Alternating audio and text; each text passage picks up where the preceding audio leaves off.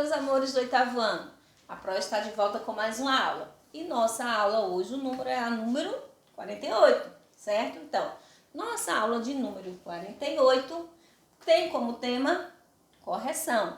Iremos corrigir a atividade do capítulo 7, ok? Então, começando com o texto Mudanças Climáticas, que vocês, para responder as questões, claro que já leram, né, o texto. Então, agora iremos para a nossa correção sobre os questionamentos desse texto. Que a primeira questão diz o seguinte: para a altura do texto, em que momento as mudanças climáticas passaram a chamar a atenção dos paulistanos? Qual foi o momento? Então, você vai colocar que foi quando o caos no transporte e a poluição se tornaram insuportáveis. Então, foi nesse momento em que tudo chamou a atenção dos paulistanos, né? As situações, as mudanças climáticas chamam a atenção dos paulistanos. Foi quando o caos no transporte e a poluição se tornaram insuportáveis. Na 2, de onde vem a maior parte dos gases poluentes da atmosfera? De onde é que vem? Do motor dos carros, certo? Então, a resposta da 2 vem do motor dos carros. Na 3, podemos afirmar que, segundo o autor, é preciso impor medidas restritivas para a circulação de veículos na cidade, principalmente em ruas no centro mais poluídas? Não, no texto não. Que, para o autor, os carros são os maiores poluidores do ar na cidade de São Paulo? Lógico, de acordo com a questão 2 anteriormente, essa, na 3, é a opção correta. Aqui na 4ª, no último parágrafo, o termo medidas preventivas se refere a quê? Se refere ao atendimento insatisfatório dos órgãos públicos aos problemas de saúde que atingem os paulistanos em decorrência da poluição atmosférica? Não. B. Refere-se ao oferecimento e à distribuição dos serviços públicos e privados em toda a cidade para facilitar a movimentação de pessoas? Isso mesmo, então. Na 4ª, quem marcou a letra B, marcou corretamente. A próxima questão, com a expressão nesse cenário, que inicia o 3º parágrafo, o autor quis dizer o quê? Que cria soluções apropriadas e eficazes para o que considera o maior problema da cidade, o trânsito congestionado? Não. Ela considera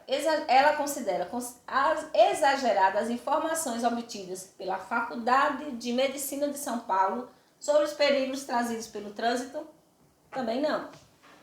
Ou o que acontece? Se utiliza dos dados referentes aos problemas da poluição na cidade para discutir propostas de solução para eles.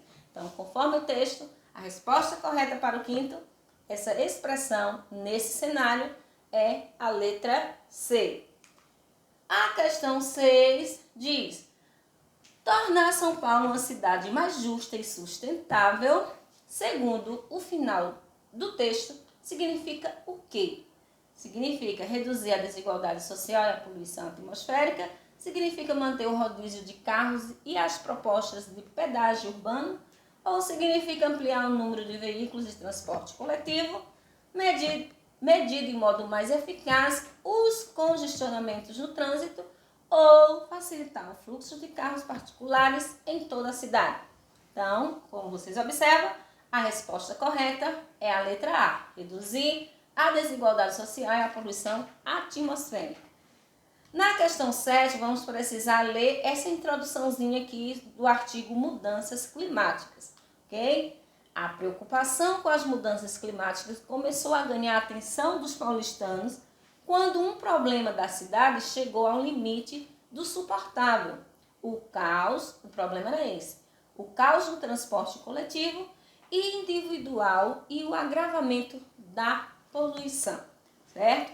A letra A pergunta: identifique nesse parágrafo o tema do artigo.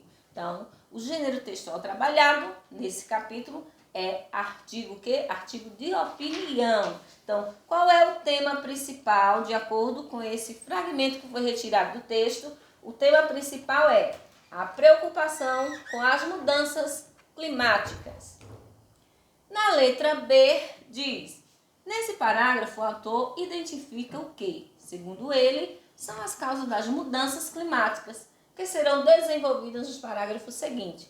Quais são essas causas? Aí você pode citar o caos no transporte e o agravamento da poluição, certo? O caos no transporte e o agravamento da poluição é a resposta da letra B. Na letra C, qual é a função do substantivo paulistanos nesse parágrafo? Então, qual é a função desse substantivo aí?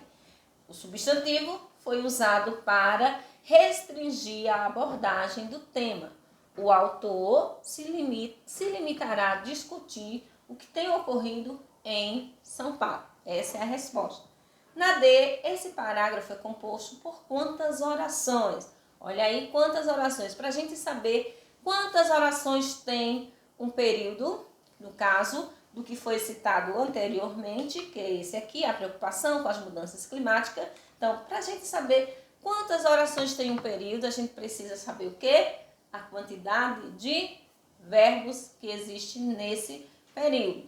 Então, a letra C, esse parágrafo é composto por quantas orações? Aí você vai colocar que o parágrafo é composto por 3 orações, ok? E a letra E, a oração destacada é coordenada ou subordinada. Então, ela é coordenada ou subordinada. Então, qual seria a oração destacada que eu tenho? Climáticos começou a ganhar a atenção dos paulistanos. Então, é essa oração aí que está destacada. Então, logo, como ela depende da outra, certo? Ela é uma oração subordinada, ok? Agora analise este período. Na Grande São Paulo, 95% das emissões de gases, o monóxido de carbono, óxido de nitrogênio e hidrocarbonetos, saem dos veículos e a poluição do ar mata 12 pessoas por dia na capital, segundo a Faculdade de Medicina da Universidade de São Paulo. Parece até aula de ciências, né? Então vamos lá. Na letra A diz: quantas orações compõem esse período? Então, dentro desse período, quantas orações eu tenho? Aí, um período desse tamanho, você vai dizer só 2 orações. A gente sabe que a quantidade de orações é pela quantidade de verbos.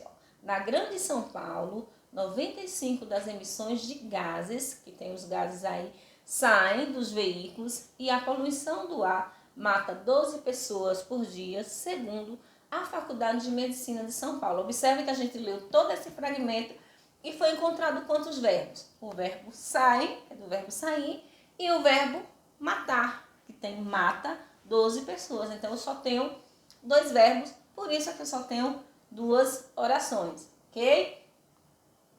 Na B diz: esse período é composto por coordenação ou subordinação? Então, ó, ele é composto por subordinação ou coordenação.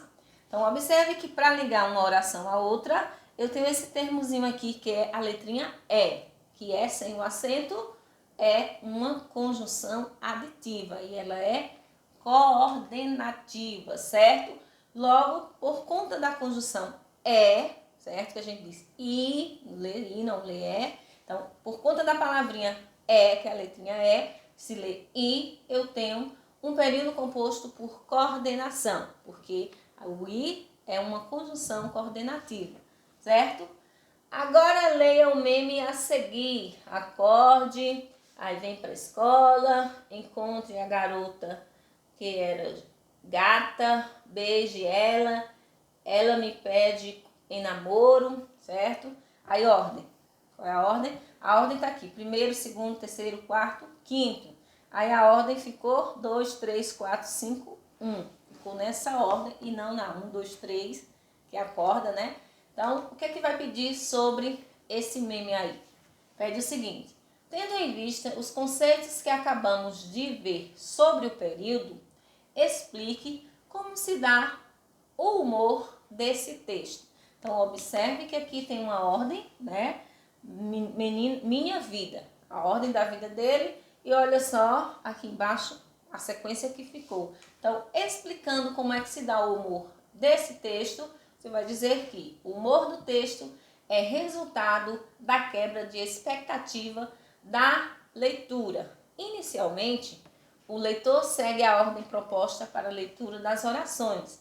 Depois, mas a ordem correta para a personagem é modificada. Observe que a ordem seria essa e depois ele modifica, ok? Então, o humor da tirinha se dá por conta dessa modificação da ordem da leitura dos fatos, né? Na B, a ordem 2, 3, 4, 5 e 1 representa que tipo de período? Nós temos um período simples, um período composto. Que tipo de período quando a gente faz essa ordem aqui? Se você for juntar primeiro a oração, vem para a escola, depois vem encontra a garota que era gata, aí depois vem beija ela, aí vem ela me pede namoro e depois volta acordo. Então ele acordou porque a realidade era outra. Esse período aí vai se classificar como período composto por coordenação, que é o período que a gente está estudando. A gente está estudando o período composto, mas por coordenação. Subordinação a gente não estudou ainda, ok? A C diz, escreva as orações na ordem 2, 3, 4, 5 e 1 em apenas um período. Que sinal de pontuação você utilizou para separar as orações? Explique. Então vamos lá. Para separar uma oração, se você colocar um ponto, né, ali você finalizou aquela ideia, você já está começando outra. Mas quando você vai formar um período composto, você vai ter que usar uma pontuação, que a pontuação vai ser quem? A vírgula. Então você vai utilizar a vírgula, pois ela é empregada para separar termos de mesma natureza, ok? Então, quando você juntar essas orações todas, 2, 3, 4, 5 e 1, você não vai colocar o ponto, porque aí quando você coloca o pontinho, você está finalizando aquela ideia para começar outra. E aqui a ideia é você formar um período composto. E sempre nos períodos compostos a gente vai utilizar a vírgulazinha, certo? Pois é empregada para separar termos de mesma natureza. O que são essas mesmas naturezas? São as orações, ok? Nossa correção termina aqui. Um beijo e fiquem com Deus.